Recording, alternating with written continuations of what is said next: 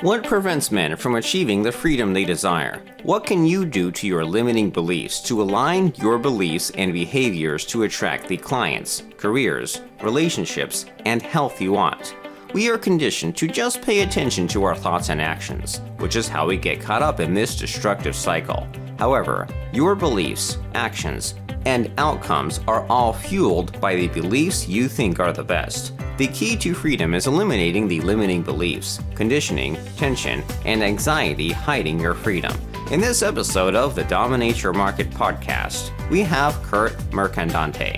He helps driven men free themselves from the limiting beliefs and stress that block their joy, fulfillment, and freedom. Curt will share about the stereotypes and discrimination towards men that have an impact on their daily lives. Learn how you can manage your emotions and stress to achieve true freedom. Welcome to the Dominate Your Market podcast, where we interview leaders, CEOs, founders, and high-impact business development professionals to get their insights on how you can grow your business efficiently, build an amazing company, and still have a life. Today's guest is Curt Mercadante. Curt helps driven men free themselves from the limiting beliefs and stress that block their joy, fulfillment, and freedom. He also has an amazing podcast called Freedom Media Network. Curt, welcome to the show. Michael, thank you so much for having me. I'm super pumped. I came across you on LinkedIn, and the majority of my clients are male CEOs and typically alphas, right? And so I was doing research on LinkedIn for kind of, other professionals that work with men, and boom, you popped up. And even just your look, I was like, okay, this dude, he's got the look, he's got the hat. So I'm so happy to have you on. But what I want to do is have you tell people your background a little bit, just kind of what you've been up to, where you came from, and how you got to where you are now. Yeah, no, I appreciate that. As we record this, whenever it's going to air, but as we record this, we're about 5 days away. Next week, as we record this, is Thanksgiving week here in the United States. And that next Tuesday will be the, I believe, sixth anniversary of when I woke up on a Tuesday morning. I was in the midst of owning a 7-figure PR and public affairs agency that I had scaled for 13 or 14 years. And I was supposed to have the week off. And everyone knew it. But that didn't stop the noise from coming in, the requests, get on the emails, we need you in a meeting, all this stuff. And by the way, the next week I was supposed to fly out to DC for this god-awful meeting that they would do. And they had like 6 to 8 of them every fall. They were planning sessions, and really they were navel gazing, and people just got to impress. And I used to have to go to all 8. Well, the year before, I had flown out to this meeting on a Sunday night. It was like 12 degrees in DC. I gave up my family time on a Sunday to start this meeting at 8:30 morning on a Monday morning. And everyone there had a right to be tired and beat down. It was a trade association in DC. We had been working on the elections. It was a tough time.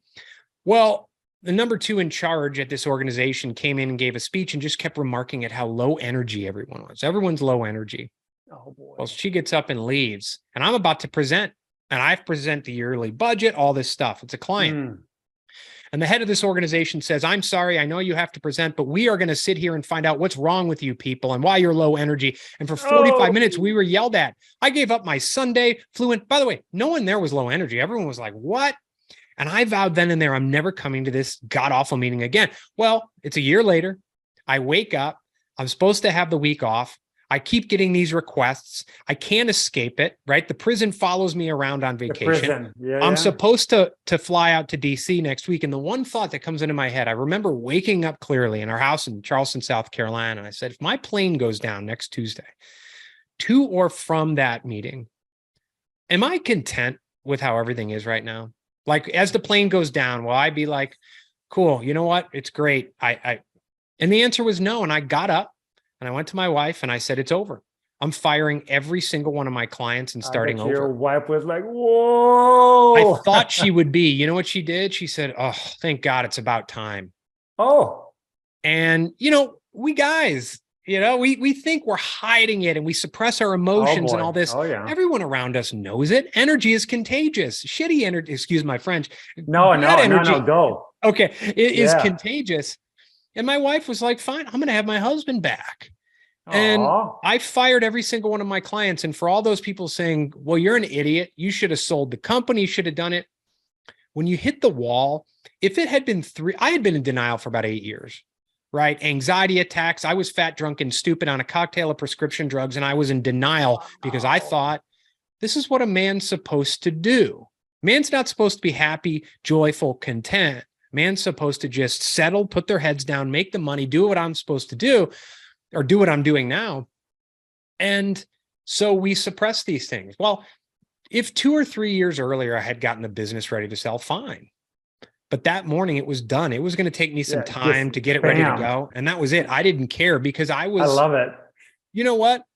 A lot of the decisions we make, we don't know if it's the right decision for years, right? And you got to look at things as learning experiences. But 2 or 3 years later, March of 2020, when everything shut down and everything locked down, my number one client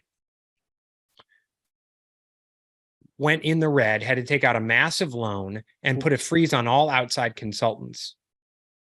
Same thing happened with a number of my other that clients. happened to me in my business all across the board. Yeah, marketing and business development. My company would have been taken away from me, not on my terms, but someone else's terms. And not to get into some of this stuff, but a year or two later, for a variety of reasons, if they still were my client, I would not have been allowed in their building for a variety of reasons that we don't have to get into. The bottom line is I dictated things on my own terms. And 2 or 3 years later, 4 years later, it was like, aha, if I had just sat there, I may not be alive today because I was in such a state that something like that, you take away all my income overnight. And so by that time, I had 3 years of a ramp to build my new business to where all that stuff happened. It was like, I'm cool. I have a new business. It's all virtual, awesome. and we'll grow. Yeah, that's amazing. And for our listeners, if they're not watching the YouTube, you're wearing a hat that says freedom. Yes. So freedom means a lot of things, a lot of different things to people, right? So what does it mean to you? And you've got these retreats. You've got an amazing web. I've looked at all your stuff. It's amazing. We'll talk about it at the end. And I think men for sure. Boy, we all need the help, no doubt about it for sure. And we'll talk about that too. But I'm staring at that hat of yours. And so talk about what does freedom mean to you, and what's the whole sort of angle for you in the sense of your company? Yeah. So there's freedom, small f. And we can talk about certain freedoms that are given or taken away. But then there's freedom, big F. And it's true freedom. And as we record this, we're about a week away, although it's now election month or election these things take 2 months. But it was election day. And people think they're going and voting for or against their freedom. And even a week and a half later, people are so ecstatic about what happened, or they're so angry. And what they're doing is they're giving away their freedom. The important thing to realize is freedom isn't something you go get. The term financial freedom is a complete, I get it. I understand it. It's a myth. It's BS. There's also the fact that no one can take away your freedom. No one gives it to you. You can't buy your freedom. Why? I'm talking about big F freedom, not, hey, the freedom to do this, certain freedoms. Big F freedom, true freedom is innate. You were born with it. Think about it. When you're a baby and you come out of the womb, you haven't heard no yet.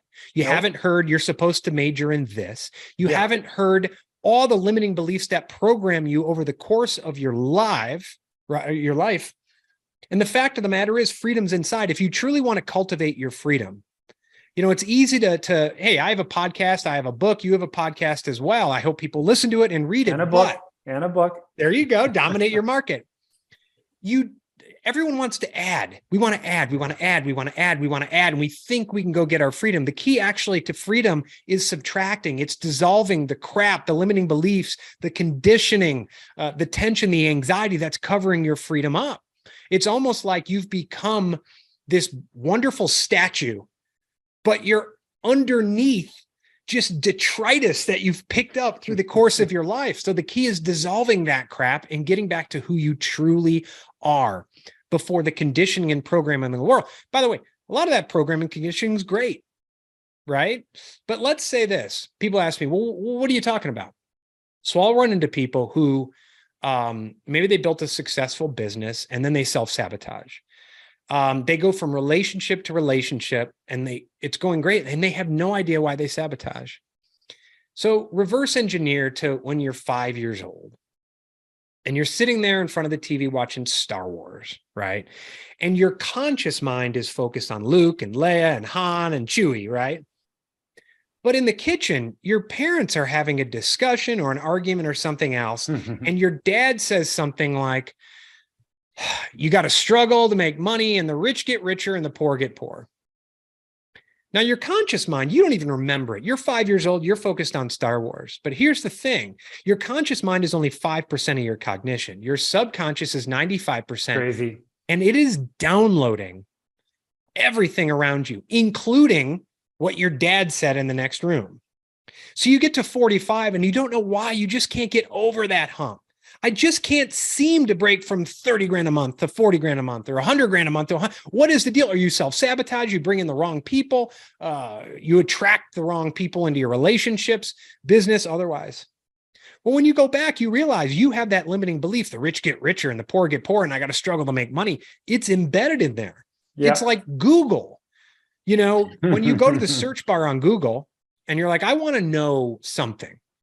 That's your conscious mind, and you type it into the search bar. That's your conscious mind. But what you type it in, you hit enter, and it goes deep into Google's subconscious. The subconscious is the last, 25, 30 years of Google that's been sucking everything. All that information. Yeah. And now voice, it's sucking everything in. It can hear me on the phone right now somewhere. Oh, yeah. I know. So you type it in and it pulls it up. Well, that's what happens with us. If you are full of limiting beliefs, you type into the search bar of your conscious mind, what's it going to pull up?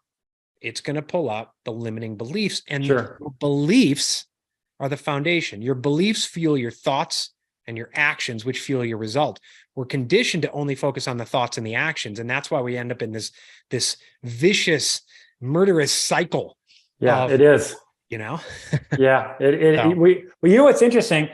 I could listen to you talk for a long, long time because it resonates with me, right? Because everybody, men and women and children, we've all been through stuff. Everybody has stories, lots of stories, right? But I do think the narrative for men is pretty intense right now in our society, right? And I do think even women are like, where are all the real men? I'm in the dating world now. I've been divorced for 4 years, and I'm going to write a book on it.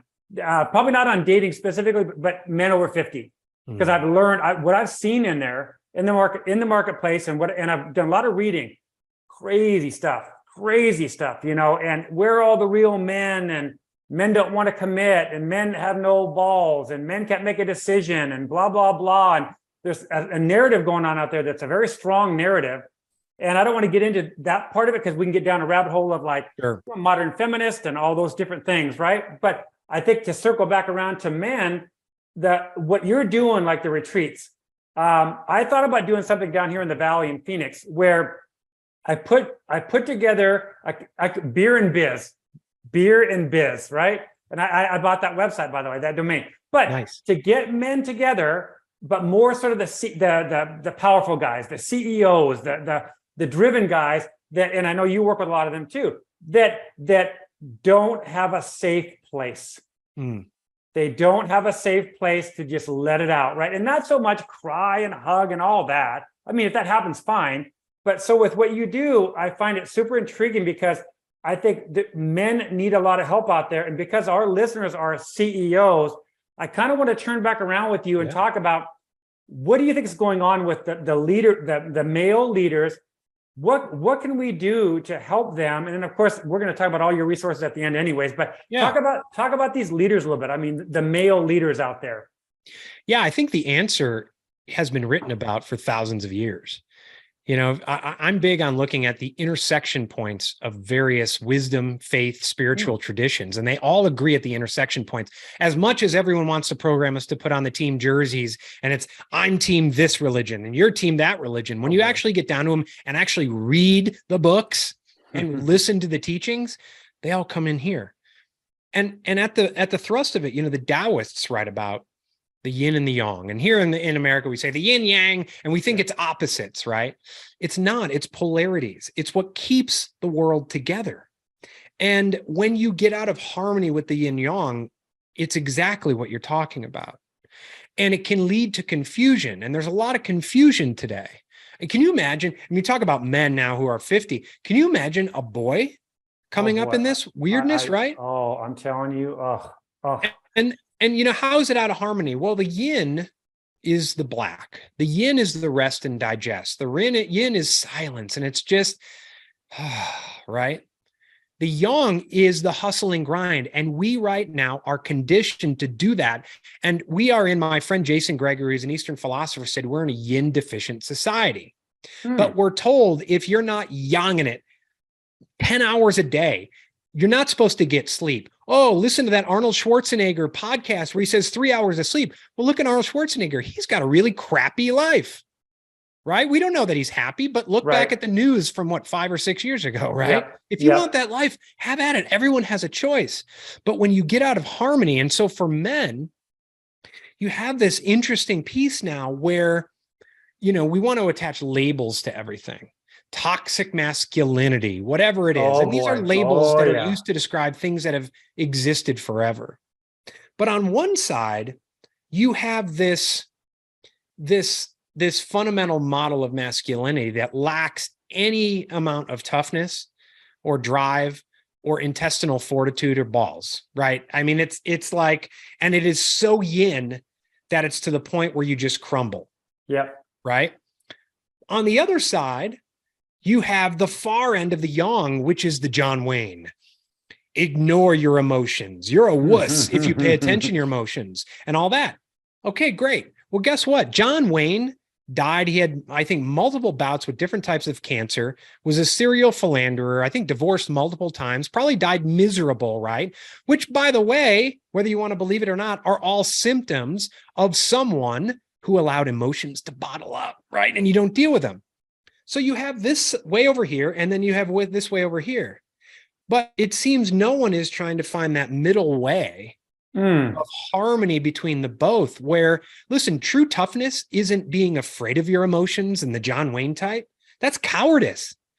True toughness is saying, these are emotions. I'm going to confront them.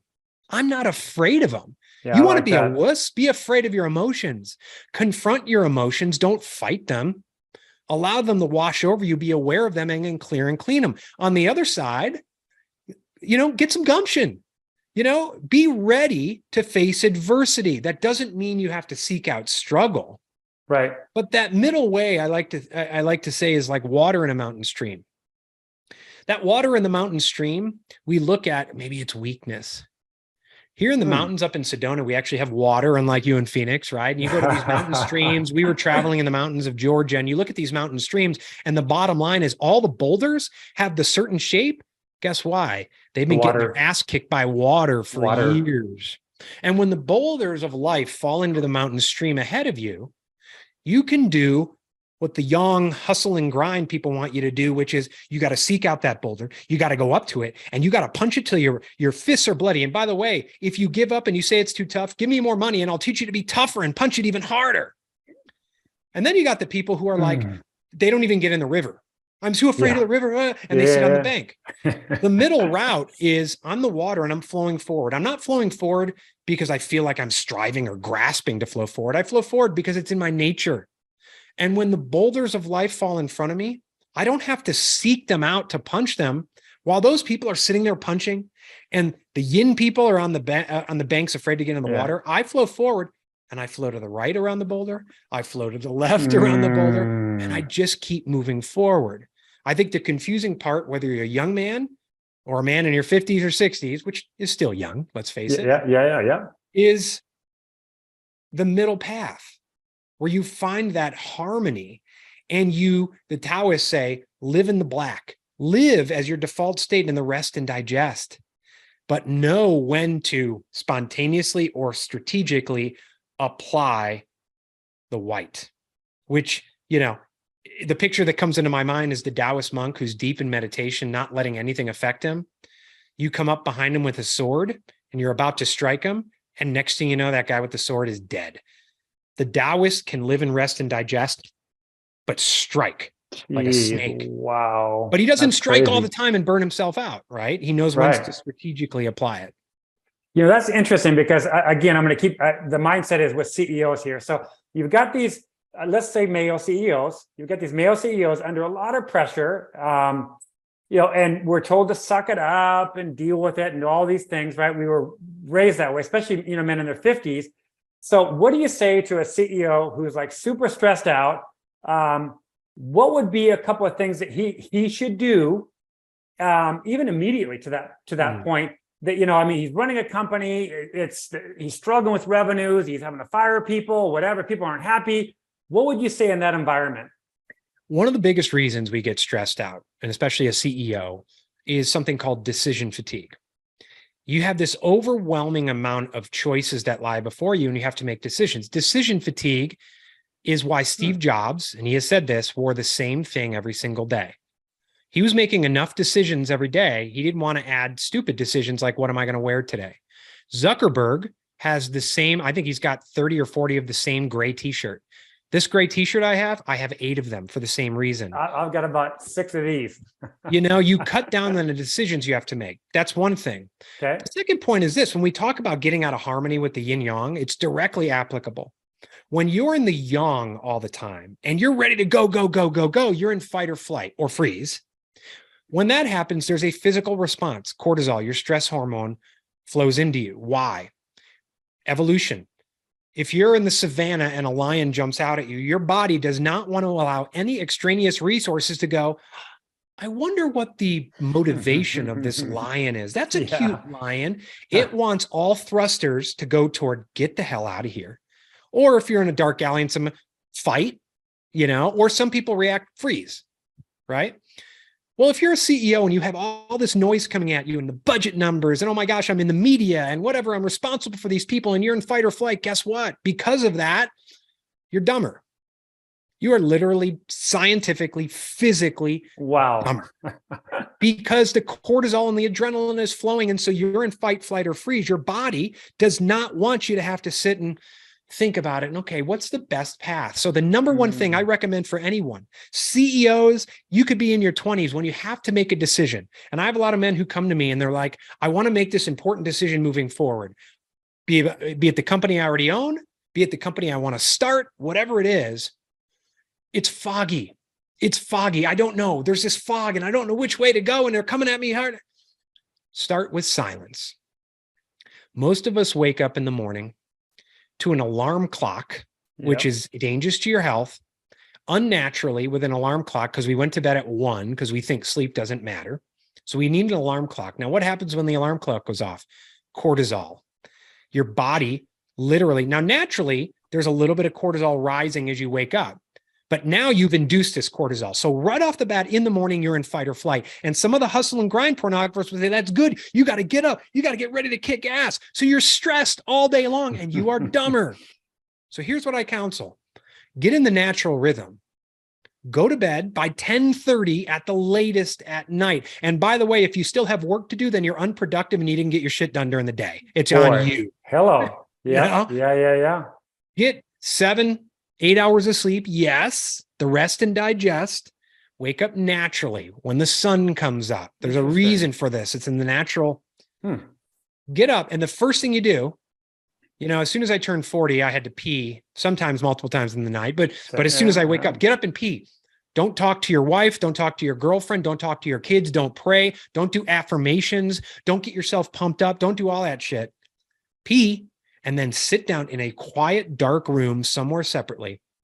This is what I start people doing. And I'm going to tell you right now, over the past 5 years of coaching, speaking, authoring, etc., people ask me, what's the number one most challenging thing you ask your clients to do? And it's this. As soon as you wake up in the morning, sit in silence alone for how long?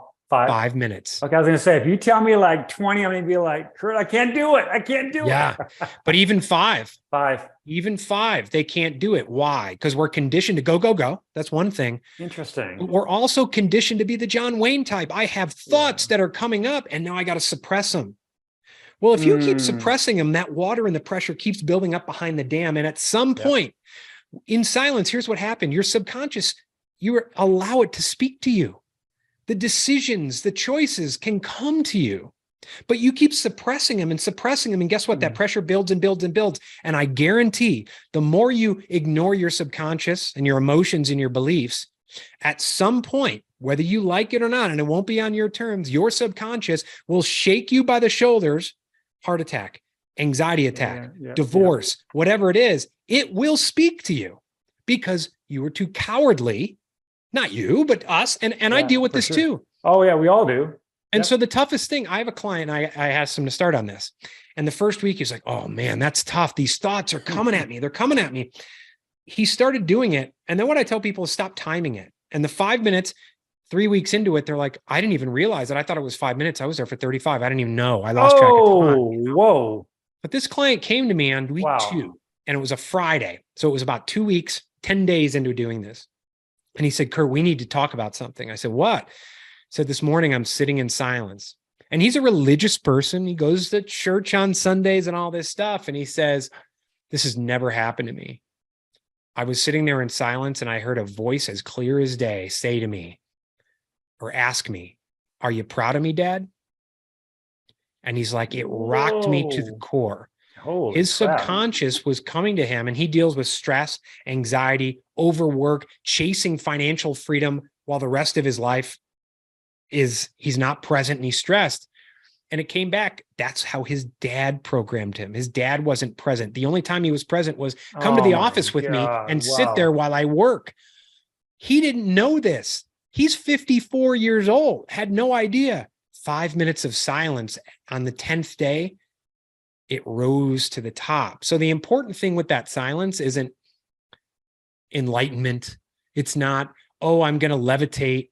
And it's not, oh, when I have thoughts, I suppress them. No, the power of silence and meditation is the resistance that starts rising to the top.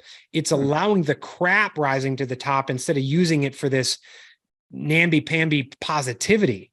Your subconscious will tell you, I don't hear voices. I feel it physically. I feel it in my left arm and my stomach.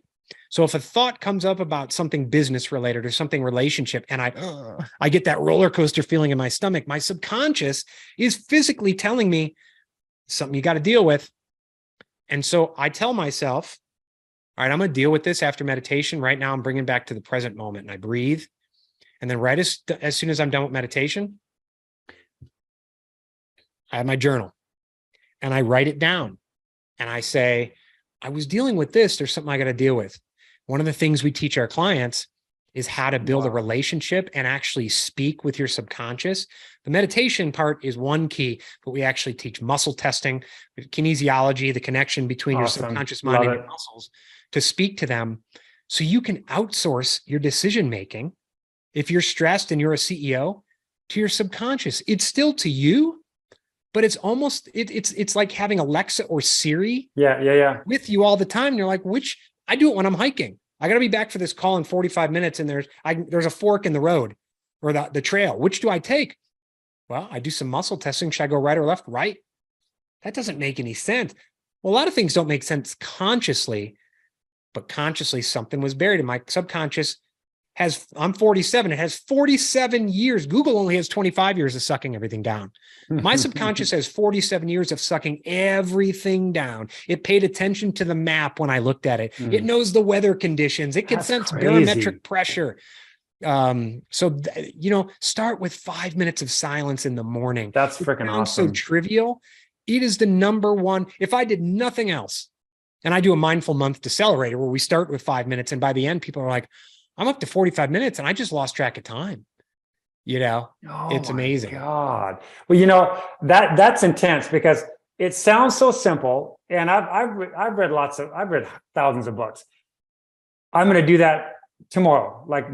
The key with a lot of people, I think people lack that action to really take the action. They consume all this information, right? But they really don't do anything with it. And that drives me crazy because I'm more on the impulsive side. My ex-wife would tell you that. But for many reasons, it's good because I just I don't overthink it. I take action. Sometimes, oh shit, back up, right? But overall, I'm more that action taker than not.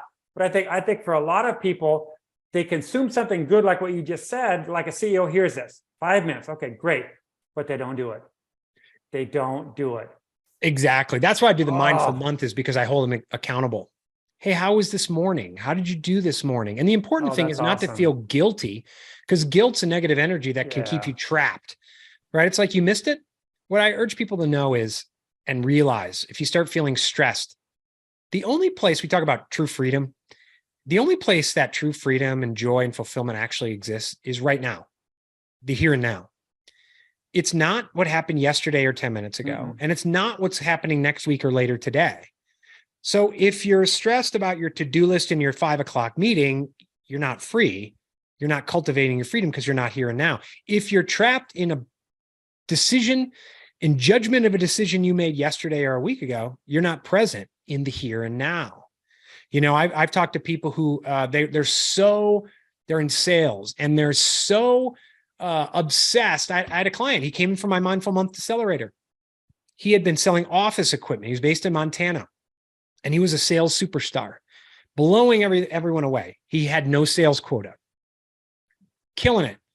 Company got bought out, didn't like the management, went to I think it was basically a competitor. They sold the same thing. All of a sudden his sales suck. What was the difference? The new place had a sales quota. The product is the same. He's the same. Wow. He was so focused on the sales quota, so anxious about the future, that he wasn't fully present. 20 days into our June, this is last June, Mindful Month Accelerator, I said, how's it going? Are you getting the positive aspects? He was a very stoic guy, so you got to pull it out of him. He said, Yeah. oh yeah, it's amazing. He said, by the way, first of all, the stress was affecting his health. So he got fat. He wasn't present. He had to buy new jeans. He lost so much weight. Love it. Didn't try to lose the weight. It just happened naturally because he was present. By the 15th of the month, he'd already blown away his June sales quota and was number 1 in his region.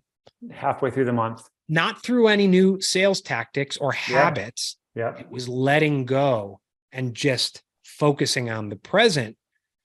And to your point, again, we have podcasts, we have books. I've actually told my clients, stop reading my book, stop listening to my podcast. And because there's people who will latch onto it, as I call it, personal development pornography.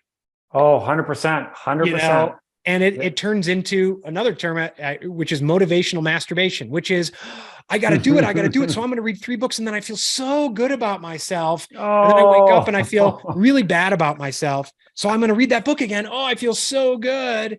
Not everyone. It's like at some point you just got to put it down. And like you said, take action. But before then, there's some belief that is causing you to be afraid to take action.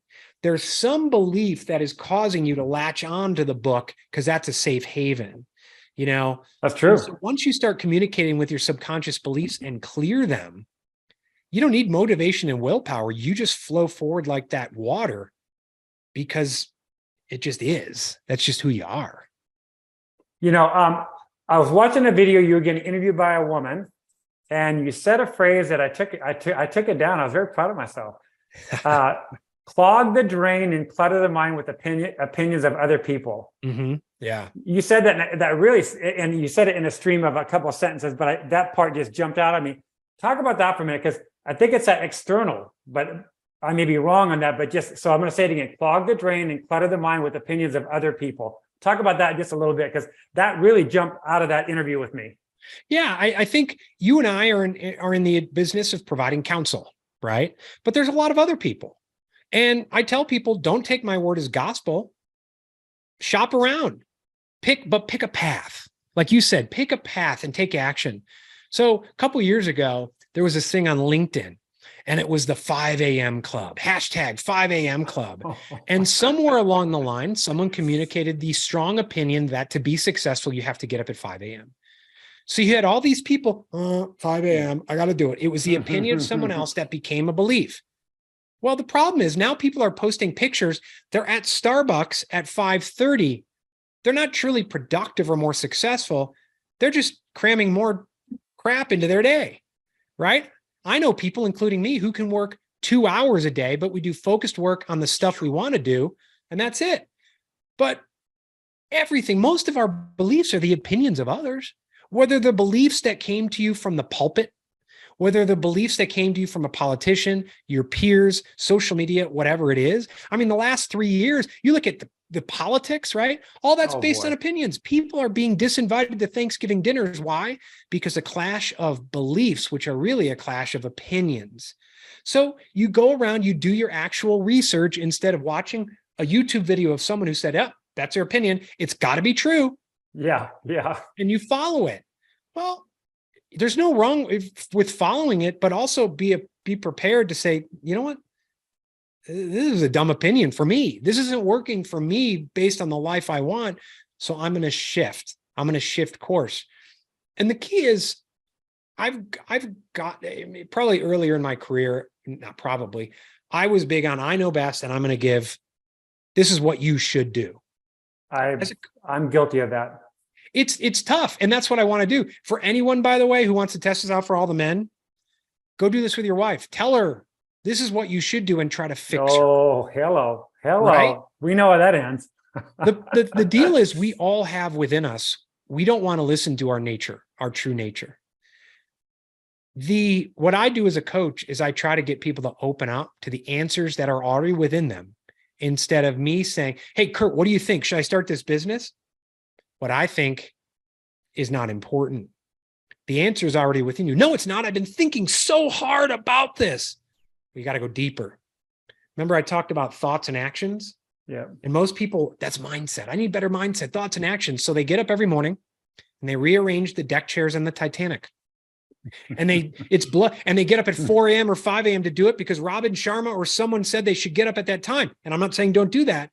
The point is they do that. And every day they wake up and they must be making progress because they're tired and they're getting up early and they're working hard and they're sweating. And so they rearrange the deck chairs, and they rearrange the deck chairs because why? The opinion of someone else became a belief in them that they should rearrange the deck chairs. Now, there's a part of them that's like, I feel like below deck, we might be taking on water. The horizon keeps getting lower and lower. I feel like maybe there's a leak in the boat. No. Forget it. I don't want to face that. I'm just going to keep rearranging the deck chairs. And then one morning you get up after you've spent weeks, decades, maybe even days living your life according to the beliefs that were the opinions of others. And you get up and all of a sudden you're underwater and you're drowning because you never went below deck to the beliefs to find out, is there a leak in the boat? I better plug that leak. And the rearranging of the deck chairs, which is your thoughts and your actions, don't much matter if the beliefs aren't right, because if your beliefs aren't right, your thoughts and actions are going to be going in the direction of limiting beliefs instead of empowering beliefs. So if you're not getting the results you want, and you've been following the opinions of others that have become beliefs in a vicious cycle, maybe it's time to go below deck, find out if there's a leak, clear and clean the limiting beliefs, and replace them.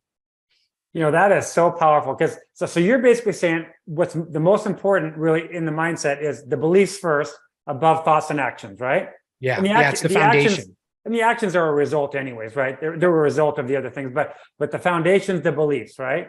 Mm-hmm. So that's where these CEOs have got to kind of, take some time, right? They've got to like decompress or do something to get out of that hectic environment, that stressful environment that's give bad health and bad relations. I will tell you this, in a previous life of mine, I was a private fitness trainer, and I still do fitness today, and I was training male CEOs in their homes, right? And I have a great story. This one gentleman up in Oregon, don't want to say his name, sold a company, and he was now worth $75 million, right? And that's not, the hundreds, we hear billions now. So whatever, the digits are changing, but 75 million is not too bad. Right. He was written up in a paper and somebody gave me his name, or long story short, I go into his home. He was broken in every way. It was insane. I mean, because I had read, even actually in my car, I had I'm a success junkie. So in my car, I'd cut out the newspaper article on my way to his home, his $4 million home up in Oregon. And I was reading it and I was like, wow, this guy's a rock star. Like, oh my God. Knock on that door. He answers the door. He's 50 pounds overweight, posture. He looked 20 years older than he was. And I thought, in my mind, I was thinking, article, rock star in his home. Holy shit. And that was a common theme for me. I was training all these men that were very successful in business and broken everywhere else, and it was a common theme, Curt. So I was like, wow, this is an epidemic here. Like, these high-driven men have identified so strongly with one thing, being the dominant guy in your company. Everything else paid the price. There's, we have a list of, I don't know, 65 or 70 limiting beliefs that we help identify with our clients. And one of them is the limiting belief. It's like a slash. It's, you can either be happy or healthy, or you can be prosperous or joyful. It's like, it's a false dichotomy. And the reason gyms are full January 1st. Oh, don't even get me going. Is you're conscious, right? You're typing it into Google. How can I get healthier? I'm going to get healthier. It's motivation, willpower, rah, rah. The reasons they're empty by the end of the month is subconscious beliefs.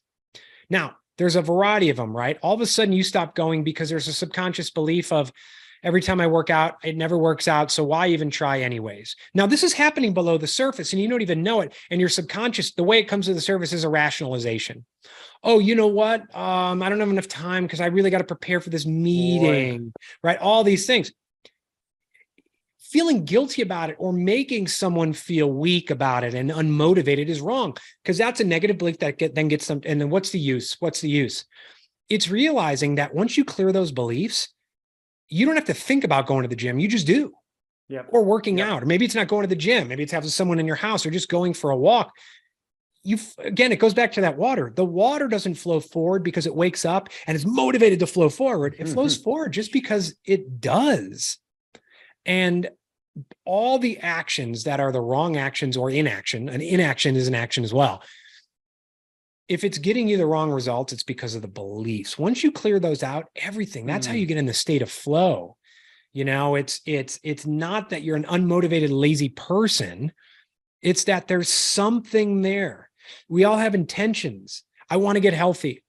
If it's, I want to get healthy, period, you're more likely to get healthy. But if it's, I want to get healthy, but the important thing is, and this bring me back full circle to what men do. The but, no, I got to be positive. I got to kick ass. The but, I'm pushing away. No. The but is the most important part. And an exercise I do with my clients is write down your intentions in relationships and self-care and work.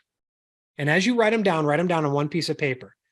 I want to take 3-week vacation every quarter. I want to do this. I want to go hiking every day. I want to do this, right? You write it down. So there's that little voice in your head that's like, but on a separate sheet of paper, write down the buts. You don't want to have them on the same sheet because then you marinate in bullshit, right? Have them on a separate sheet, because now what we're going to do is look at those buts. Some of the buts are going to be easy.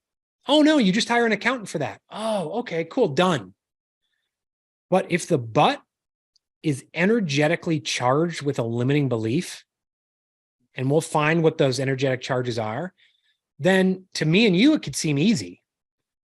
But that limiting belief has built a dam that is preventing the water from going forward. Once you remove the energetic charge, then it's like, oh, now it's just an outcome I put on my spreadsheet, apply a date to it, and get it done.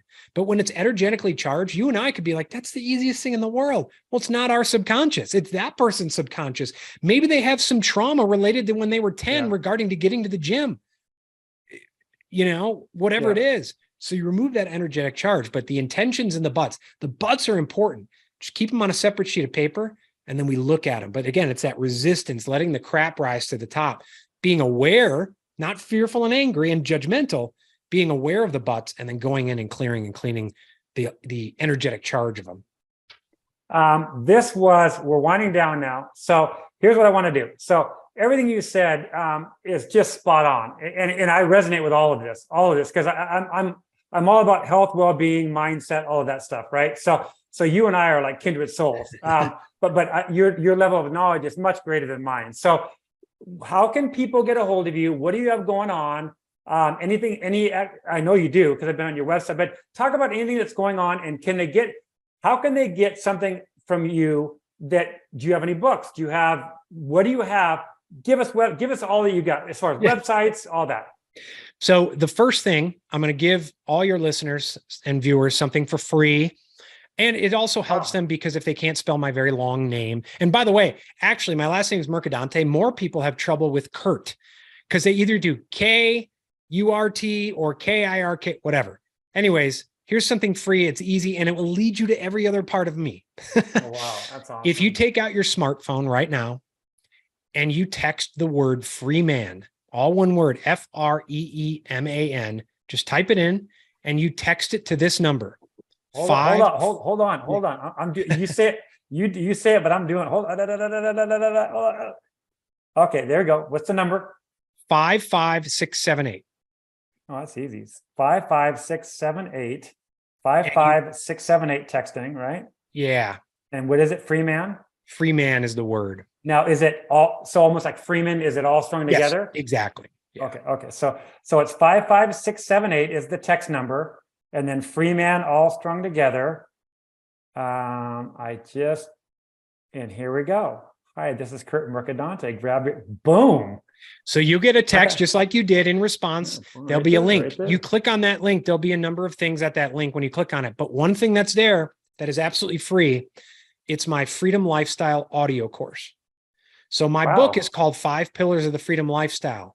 In that course, there'll be a link to the book. But even if you don't read the book, over the course of, it's like 7 or 8 modules, it's delivered to your inbox. And if you're listening to this, I know you know how to listen to a podcast. You can click on it and listen to it while you're driving. It's me leading you through the 5 pillars. If you go there, there's also links to my other stuff, my website, curtmercadante.com and all that. But the easiest thing is text Freeman to 55678. It's absolutely free. The only thing it costs you is some work of your thumbs or your fingers. Well, yeah, that took me 5 seconds, 6 seconds, something like that. So if you can't take 5 seconds out of your day and type that, then we got deeper issues, I think, right? We've got deep. Well, Curt, thank you so much. And I know you are on LinkedIn. So spell your last name again real quick out loud. Yeah, it's Mercadante.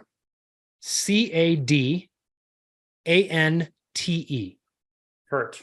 So, or if you break it in half, it's Merca, and then the last half is like the poet Dante.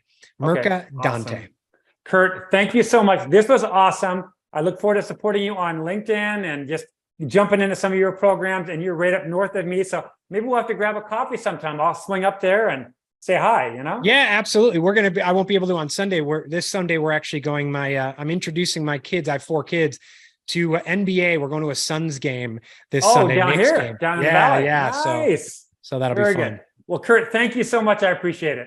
Thanks, Michael. It's been my pleasure. You've just listened to the Dominate Your Market podcast with CEO, business consultant, and author Michael Peterson. Growth-minded CEOs hire Michael to explode their revenues, build an amazing company, and create a transformational mindset that encapsulates growth, success, and ultimately happiness. His book, Dominate Your Market, is creating quite a stir in the marketplace. Go to dominateyourmarketbook.com and get your first chapter free.